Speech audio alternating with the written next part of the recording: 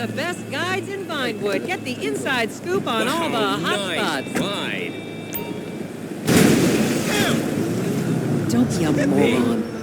Vinewood's oldest and least pleasurable tour company. Forget the rest. Go with the least.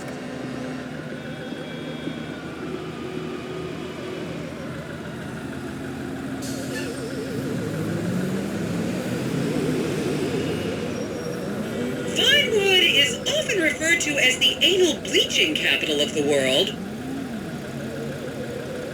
I'm so excited to learn about this place. Okay, smartphones at the ready, celeb spotters. We are now approaching the legendary nightclub, the Dungeon Crawler. Opened in 1996, the club is famously owned by actor Bruce Spade, who has a custom-built elevated VIP table so that he looks the same height as everyone else. It remains one of Vinewood's hottest night spots for the rich and famous to do drugs and date rape impressionable fans. Play your cards right, and that could be you! The Dungeon Crawler was in the news again recently when comedian Morgan Chester allegedly ran over a doorman in his SUV for not laughing at one of his jokes. What? Oh, and now a treat for you. Now, this house up ahead is one of the many private residences of action movie director Mark Fostenberg. Fostenberg still maintains he was out of town when a 15-year-old Mexican girl was found dead in his pizza oven in 2007. The case was settled out of court and all charges were dropped. The girl's family now live on the next street. So this is the house of television exercise guru The Craze. You might have seen him degrading himself recently on Rehab Island. Do any of you remember the 80s? Huh, strange times. People didn't go to the gym back then. They did jumping jacks in front of the TV and leg warmers and headbands. The Craze swapped his gold lame leotard for a crack pipe in the 90s, but is reportedly now clean and in the best shape of his life. That's Vinewood's code for he's trying to make a comeback.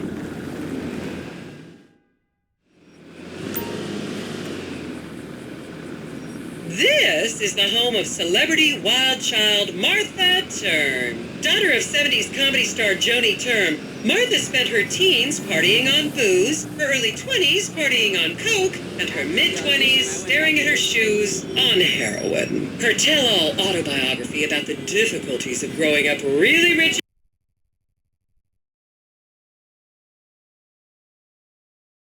in Vinewood only sold 30 copies last year.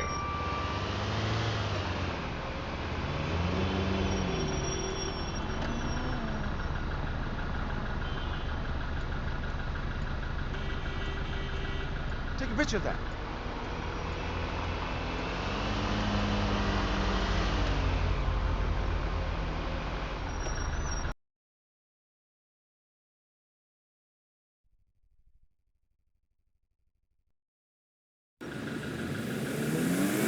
Look at that.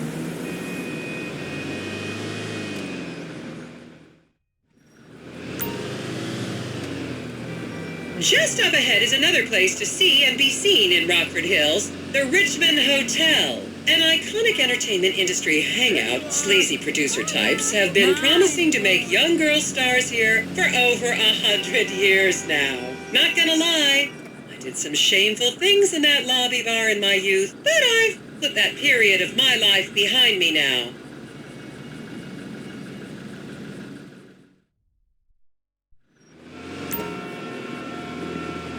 Here you can see the landmark Weasel Theater, which was opened here in Morningwood in 1930. Some of the biggest movies in history have premiered at this theater, including Blue Blood, Shoulder of Orion, and The Many Wives of Alfredo Smith. You might remember the controversial premiere of the gladiator comedy Lions and Donkeys in 1984, when star Chip Hampton walked up the red carpet with two slaves in chains.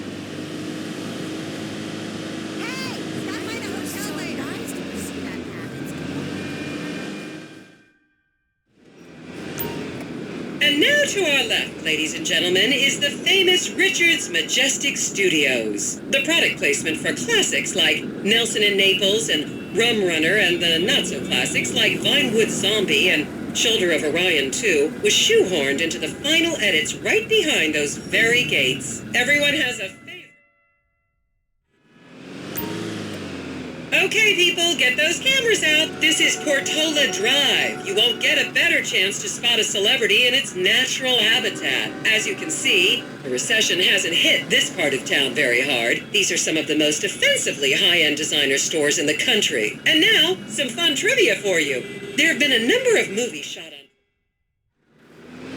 This is the Epsilon Center. Anyone with red hair, please cover it for your own safety. If you really want to meet a famous celebrity, this place is packed full of them. Take an introductory course. It changed my life. Kifla!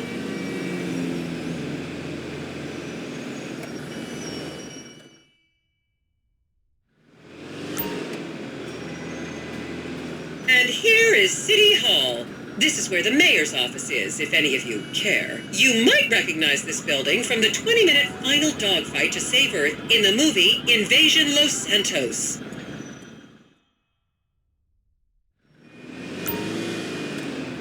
And here we have the beautiful Oriental Theater. Riots broke out on the theater's opening night in 1928 as desperate fans tried to get upskirt shots of the legendary silent movie star Miriam Turner, much like you're doing today, except with really heavy cameras. My daughter tells me it isn't politically correct to say Oriental anymore, but considering some of the other common terms for Asians in the 1920s, the name could have been a lot worse. There's a saying that to go to Los Santos and not see the Oriental Theater is like going to China and not visiting a burger shop. You know, I've never really understood what that means, but...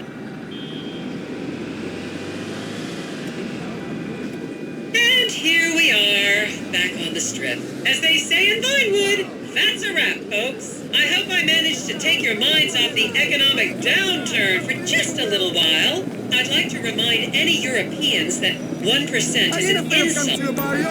I know all the OGs out there. We cool.